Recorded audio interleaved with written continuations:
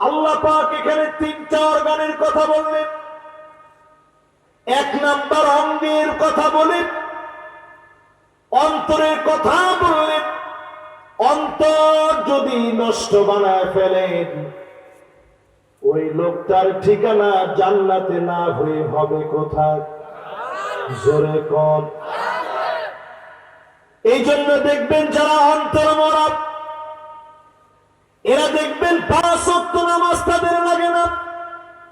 শুধু বাবার দরবারে গিয়ে বাবা বাবা বাবা তোমার দরবারে, শুধু বাবার দরবারে ঘুরে আর বাবার দরবারে গিয়ে বলে, ভান্ডারি তোর রূপ দেখিয়া চন্দ্র সূর্য লজ্জা পায়।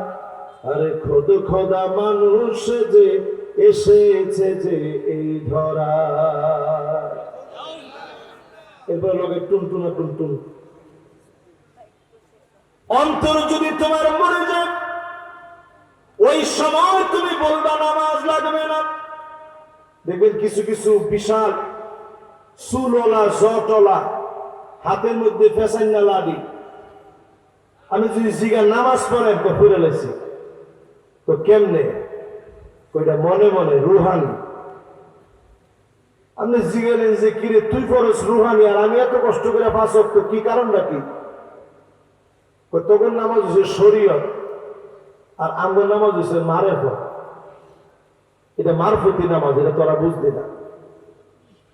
এই মাহফিলে চিন্তা করেন ওমর রাদিয়াল্লাহু তাআলা আনহু ফজরের নামাজে দাঁড়ালেন, ছুরি দিয়ে আঘাত করেছে, সোজা হয়ে থাকতে পারে না, তারপরেও নামাজটা শেষ করেছে। খাবার খালে পেট দিয়ে বের হয়ে যায়, তারপরেও মুসলমান নামাজ ছাড়ে নাই।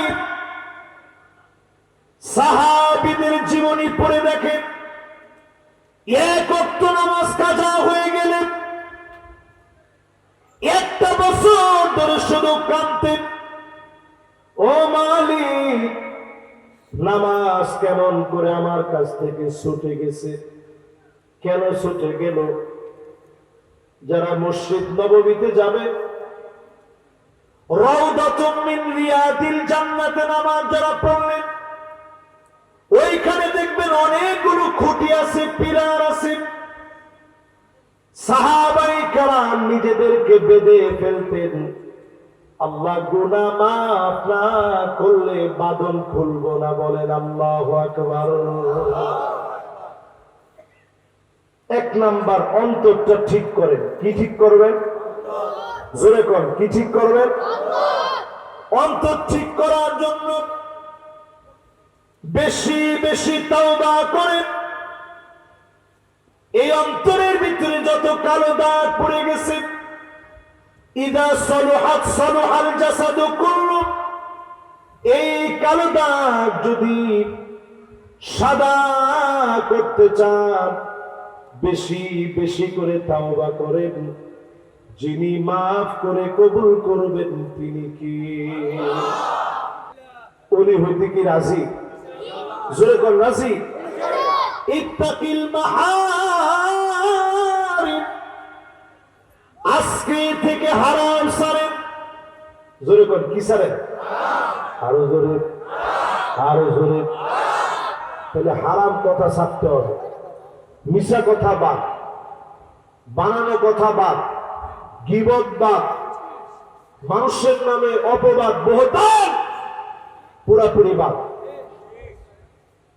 হারাম খাওয়া বাদ, হারাম চলা বাদ, হারাম বলন, হারাম কথন সব বাদ দেন। তাকুন আহবাদান নাস, সবচেয়ে বড় ওলি যিনি আপনাকে বানায় দিবেন তিনি কি? আপনি যদি ওলিদের ওলি, আপনি যদি আল্লাহ, আপনি যদি আল্লাহর মাহবুব হতে চান, আল্লাহর যদি পেয়ারা বান্দা হতে চান, হারামকে বাদ দিয়ে দেন। ওলিদের ওলি যিনি বানায় দিবেন তিনি কি? এবার 2 নাম্বার অঙ্গটার দিকে আসেন, জাহান্নামে যাওয়ার আরো একটা অঙ্গ। কোরআন কারীম আল্লাহ পাক বলেন, ওয়ালাহুম আয়ুনুন লা ইউবসিরুনা বিহা, দুইটা চোখ দিলাম, চোখ দিয়া তারা দেখে না। তার মানে কি অন্ধ? জোরে করে অন্ধ? দুইটা চোখ দিয়া খালি দেখে। কি? আরে কথা কয় না কি? এটার নাম আমরা না জানলেও ফুলাওয়ানে জানো। এটার নাম কি? এটার নাম কি? দুইটা চোখ দিয়া খালি মোবাইল দেখেন, এরকম লোক আছে না? কয়দিন আপনি এই দুইটা চোখ দিয়ে আল্লাহর একটা গাছের দিকে তাকায়, বাতাসের দিকে তাকায়, একটা আল্লাহ ডাক দিচ্ছেন, আল্লাহ কি সুন্দর বাতাস। কয়দিন আপনি চিন্তা করছেন যদি বাতাসের ভিতরে একটু গন্ধ থাকতো? কুরবানির পরে যেরকম একটা গন্ধ থাকে দেখছেন না, জবাই করার পরে রক্তের কি একটা দুর্গন্ধ। সব সময় যদি বাতাসের ভিতরে এরকম দুর্গন্ধ থাকতো, মানুষ খালি কইতো আল্লাহ কবরে নেই। তোমার ঠিক তো কয় না? সারা জায়গায় যদি এরকম পচা দুর্গন্ধ থাকতো, উপায় ছিল? আল্লাহ বাতাসকে সাবান বানায় দিচ্ছে। যত গন্ধ দেন বাতাস ধুইয়া মুইসা একটু পরে সাবানের মতো কাজ করে সব শেষ করে দেয়। জোরে কি আল্লাহ? 2 নাম্বার আল্লাহ রাব্বুল আলামিন মাটিকে সাবান বানায় দিয়েছেন। মাটির কোনো গন্ধ আছে? এই মাটির ভিতরে আপনি মানুষ মরা, আরো যত মরা পচা গলা যা আছে সব যদি মাটির ভিতরে দেন, আপনি দেখবেন একটু পরে কি সুন্দর মাটিটা শেষ করে ফেলছে। সাবান দিয়ে ধুইয়া মুইসা সাফ করে দিছে, আর কোনো গন্ধ নাই। জোরে কেন আল্লাহু আকবার। 3 নম্বরে পানির ভিতরে কোনো গন্ধ নাই। যদি পানির ভিতরে গন্ধ থাকতো আমরা বাঁচতে পারতাম না। আল্লাহ কত সহজ করে দিচ্ছে। যদি আল্লাহ নিয়ম করে দিতেন, এই পরিমাণ খারাপ ভিডিও দেখলে তোর 2টা চোখ অন্ধ হয়ে যাবে। আমার তো মনে হয় ডেমরাবাসী যদি আল্লাহ নিয়ম করে দিতে, এই পরিমাণ খারাপ ভিডিও দেখলে চোখ 2টা অন্ধ হয়ে যাবে। প্রযুক্তির এই জামানায় অসংখ্য অগণিত মানুষ আমরা থাকতাম, অন্ধ হয়ে যেতাম। 2টা চোখ দিয়ে দেখতে পেতাম না। এই চোখকে মালিক কেমন বানাইলেন? আইনুন বাকাত মিন খাশিয়াতিল্লাহ। এই চোখ যদি আল্লাহর ভয়ে অশ্রুসিক্ত হয়ে যায়, এই চোখের জন্য যিনি জাহান্নামের আগুন হারাম বানায় দিবেন তিনি কি? এই জন্য নবীজি খুব কাঁদতেন। নবীজির মনটা বড় নরম ছিল, খুবই কাঁদতেন আমার নবী। আব্দুল্লাহ বিন মাসউদ একদিন নবীজির কাছে আসছেন। নবীজি কয়, আব্দুল্লাহ বিন মাসউদ একটু পয়রা শোনাও। এই যে পিচ্ছি বাচ্চা, এই যে বাচ্চাদের মতো আব্দুল্লাহ বিন মাসউদ ছোট মানুষ ছিল। তো নবীজি বলছে একটু শোনো। আব্দুল্লাহ বিন মাসউদ তেলাওয়াত শুরু করছে। প্রথমে একটু ভয় পেয়েছে যে কেমনে শোনাও, পরে আবার সাহস লাগছে, ঠিক আছে শুনেন। শোনান শুরু করছে। সূরা নিসা তেলাওয়াত করতেছে। আব্দুল্লাহ বিন মাসউদ বলতেছে, আমি নবীজির চেহারার দিকে তাকাইছিলাম, আমি দেখলাম একদিকে তিলাওয়াত চলতেছে। فكيف إذا جئنا من كل أمة بشهيد وجئنا بك على هؤلاء شهيدا। আল্লাহ নবীর 2টা চোখের দিকে তাকায় দেখলাম পড়তেছে। নবীজি দুইটা গাল ভিজে গেছে, দাড়িগুলা দিয়া টপ টপ টপ টপ করে রহমতের নবীর চোখের পানি পড়তেছে। হাত্তা বাল্লাল আর জমিনের ভিতরে নবীজির চোখের পানি টপ টপ করে পড়তেছে। কেন নবী এত পরিমাণ কাঁদলেন? কারণ এই আয়াতে উম্মতের ব্যাপারে বলা হয়েছে, আল্লাহ নবীকে সেদিন জিজ্ঞাসা করা হবে, উম্মত সম্পর্কে জানতে চাওয়া হবে। নবীজির দুইটা চোখ ভিজে যায় শুধুমাত্র উম্মতের মায়। কেমন করে সেদিন সাক্ষী দিব? সেই নবী জীবনে কোনদিন আমাদেরকে দেখে নাই, না দেখে উম্মতের জন্য কান্দে। সেই নবীর উম্মত যদি আজকে দুইটা চোখের হেফাজত করে, যিনি জান্নাতের মালিক বানায় দিবেন তিনি কি? এই চোখ আল্লাহর কাছে এত দামি। Human eyes can be identify more than 1 million colours. ছোট্ট 2 মিলিমিটার ডাইমেনশনের এই চোখ, এই চোখগুলারে মাঝে মাঝে চিন্তা করবেন, চোখের পানিগুলা ঝরবে আল্লাহর জন্য। একটু মোরাকাবা করবেন, নামাজের পর একটু চুপ করে বসবেন, মনটারে নরম করে দিই, চক্ষুটারে বন্ধ করে দিয়ে ভাববেন, আহারে কত গুনাহ কত গুনাহ কত গুনাহ করছে। দেখবেন এই চোখের দ্বারা যিনি গুনাহ মাফ করা ওলি হিসেবে কবুল করবে তিনি কি? এইবার আমার ভাইরা, 3 নাম্বার যে অর্গানের কথা আল্লাহ বললেন, ওয়ালাহুম আযানুন লা ইয়াসমাউনা বিহা, দুইটা চোখ আল্লাহ দিলেন। এরপরেই মালিক বললেন, দুইটা কান আমি আল্লাহ তোরে দিলাম। কান আছে যদি না শোনে, আজকে এখানে বসে প্রশ্ন করেন, কি পরিমাণ মিউজিক এখন শুনেন? মসজিদের ভিতরে পর্যন্ত মোবাইলের রিংটোনের ভিতরে মিউজিক আসেনি? এখন দেখবেন হঠাৎ করে গাছগাছালি কাটা হয়েছে, অথবা গাছগাছালি আছে কিন্তু ঝিনে ধরা বেড়ে গেছে। বাড়ছে কেন জানেন? এই প্রচন্ড মিউজিক শোনার কারণে, মিউজিক শোনার কারণে, মিউজিক শোনার কারণে। মিউজিক শুনলে সবচেয়ে বড় ক্ষতি, অন্তরটা মরে যায়। সেক্সুয়াল হরমোন গুলা এমন ভাবে আপনাকে আসক্ত করে, আপনাকে আসক্তির ভিতরে ফেলে দেয় পর্নোগ্রাফি। বর্তমান জরিপ চালায় দেখা গেছে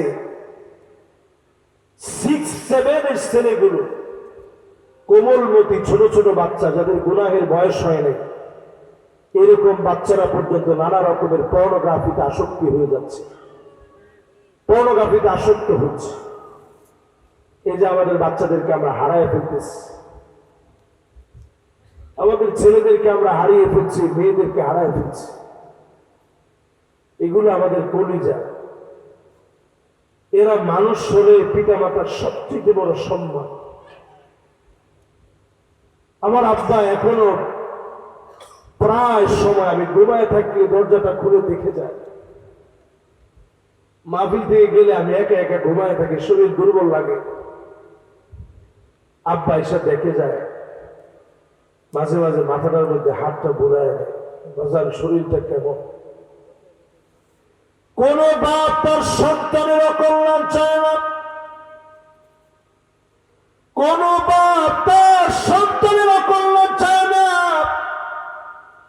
সন্তান সফল হলে বাপ সবচাইতে সফল হয়, ঠিক নেই? রাস্তায় হাতে আর মানুষে কয়, বাপরে বাপ, ওনার ছেলে কত বড় আলেম। বাপ তখন সেজদায় পড়ে আল্লাহর কাছে কান্দে, আল্লাহ আমার ছেলেটাকে তুমি সুস্থ রাখো। বাপের মনটা তখন নরম হয়ে যায়। কিন্তু আজকে বড় দুর্বল, বড় হতভাগা বাপ অনেকে সন্তানের হাতে ছোটবেলা থেকে মোবাইল উঠায় দিয়েছেন। অসংখ্য ছেলে ছোটবেলা থেকেই বাপমার চাওয়া পাওয়া পূর্ণ না করে হারাম পথে চলে গেছে, ঠিক কিনা বলে? ঘর থেকে মিউজিক শোনান, জোরে বলেন কি শোনান, আরো জোরে কি শোনান? উচ্চ আওয়াজে ঘরগুলোর ভিতরে কোরআন তেলাওয়াত শোনেন, লাউডলি কোরআন তেলাওয়াত শোনেন। কোরআনের ভিতরে ভিন্ন একটা তাসীর আছে। শুনতে শুনতে শুনতে শুনতে দিন পরিবর্তন হয়ে যাবে। শুনতে থাকেন, একদিন, দুদিন, 3 দিন, 4 দিন, মাস, দিন পরিবর্তন হবে, দিন পরিবর্তন হবে। হুব্বু সিমাইল কোরআন, কোরআন শুনে যদি আপনার কাছে ভালো লাগে, আপনি বুঝবেন যিনি ভালোবেসে ফেলেছেন তিনি কি। এখন এই যে পর্ণ আসক্তি বাড়তেছে, বর্তমান মেডিকেল সায়েন্স গবেষণা করে দেখেছে এই পর্ণ আসক্তিটা এত ভয়াবহ। মদের নেশা, জোয়ার নেশা, আফিম, মেরিজুয়েনা, ইয়াবা, তারপরে প্যাথিডিন, এলএসডি, যত নিউ ভার্সনের ফেন্সিডিল সহ যত রকমের যত নেশা আছে, এই নেশাগুলো ব্রেইনে যে ক্ষতি করে, এর চেয়ে মারাত্মক ক্ষতি করে পর্নোগ্রাফি। এমন ক্ষতি করে ফেলে, তখন মা, বোন, ফুফু, খালা, কারো প্রতি ওই মানুষটার সম্মান থাকে না, ঠিক কিনা বল? এই জন্য আজকের যুবকেরা ধ্বংসের পথে। মুসলমান, আল্লাহর হাবিব বলেন এমন সময় দেখবা ইয়াতাসাফাদু ফিত তরিক তাসাফুদাল হামিম, জীবজন্তুর মতো মানুষ হয়ে যাবে, রাস্তায় রাস্তায় নির্লজ্জার বেহায়াপনায় লিপ্ত হবে। এবার যদি আমি প্রশ্ন করি, যেই রাস্তার সামনে আজকের মাহফিল, 30 বছর আগে এখানে রাস্তা ছিল? রাস্তা ছিল? কি রাস্তা? মাটির রাস্তা না?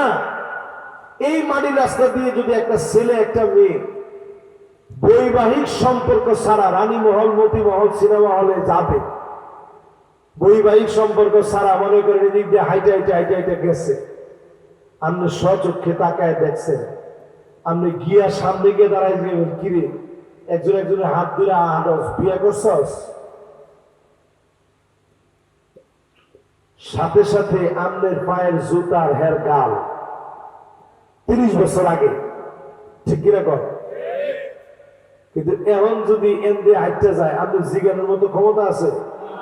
আপনি জিগাইলে কইব তোর বুইলা, তুই কি বুঝস? আপনি কইবেন নাউজুবিল্লাহ, কেউ বলে দেখছে না, তাড়াতাড়ি যায়। কই গেছি আমরা, চিন্তা করি।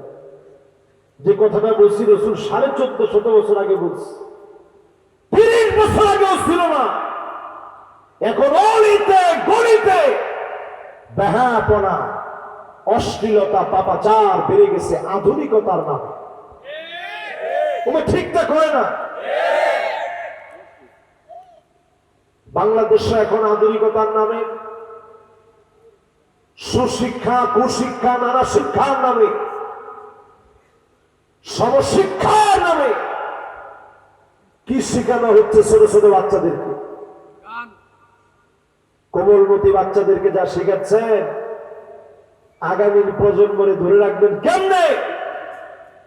ভাবছেন একবার? এই প্রজন্ম আমার আপনার প্রজন্ম যদি এখনো ছেলেরে বুঝাইতে না পারেন, মেয়েটারে যদি পর্দানিসীন বানাইতে না পারেন, মা মা মা বলে আদর করে সন্তান তারে বোঝায় বলে, বাবা বাবা বলে সন্তান তারে বোঝায় বলে। কিয়ামতের দিন বহু বাপ আল্লাহর সামনে দাঁড়ায় কাঁদবে। আল্লাহ পাক সেদিন জিজ্ঞাসা করবে, এখন তো তুই জান্নাতের সামনে, কেন তুই কাঁদতেছিস? লোকটা সেদিন বলবে, ওয়াল্লাযীনা আমানু ওয়াত্তাবা'তুহুম যুররিয়্যাতুহুম বিঈমান আলহাকনা বিহিম যুররিয়্যাতুহুম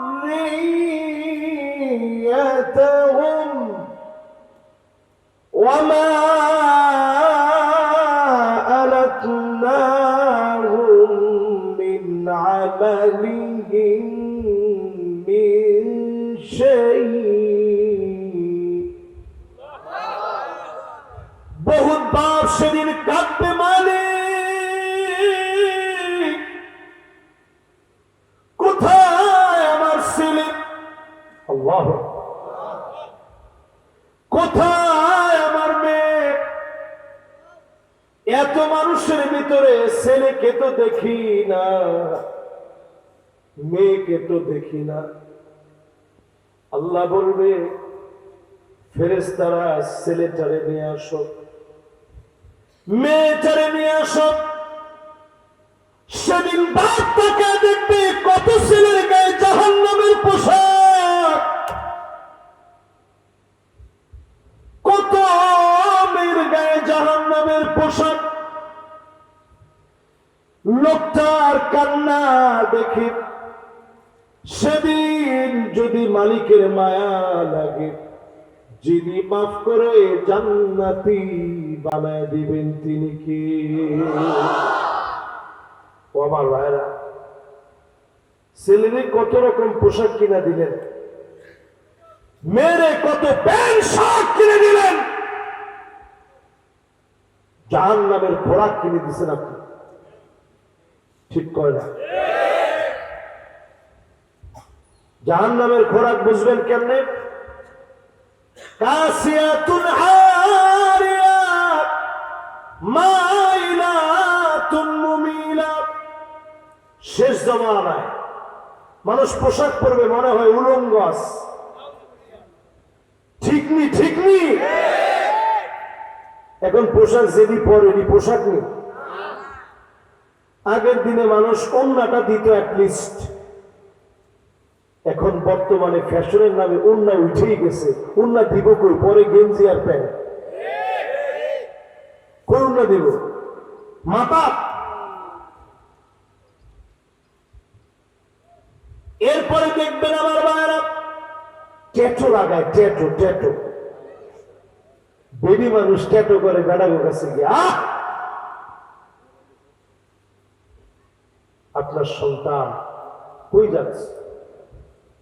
24টা ঘন্টার, প্রত্যেকটা ঘন্টার, প্রত্যেকটা মিনিটের, প্রত্যেকটা সেকেন্ড এই ট্যাটুর কারণে লানত বর্ষিত হচ্ছে, লানত।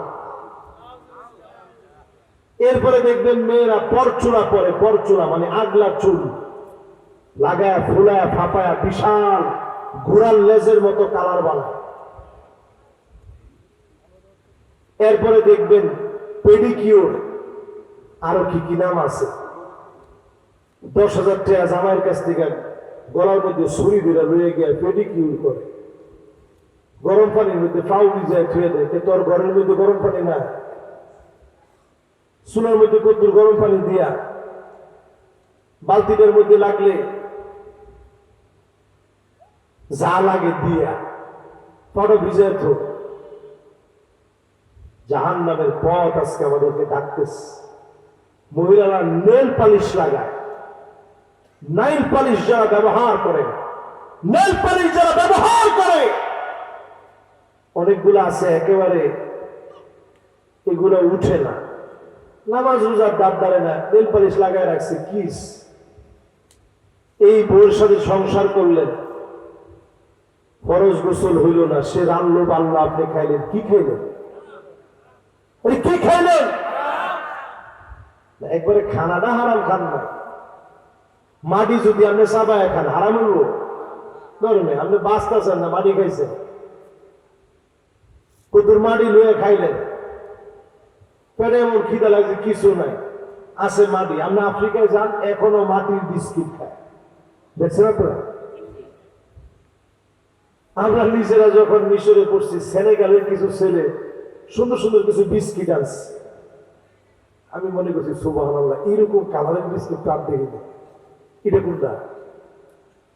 পরে আমার দিছে তো একটু খা করতো, আমি খেয়ে দেখি পুরা মাটির মতো না লাগলেও কি মাটি মাটি লাগে, এটা কিরকম বিস্কুট। আমি মনে করছি ডায়াবেটিক্স এর বিস্কুট টিস্কুট হবে, কিচ্ছু হইতো না মনে হয়। পরে আমি জিজ্ঞেসি কি এটা কি দিয়ে বানাইছো? ভুট্টা দিয়া? না, মাটি দিয়ে।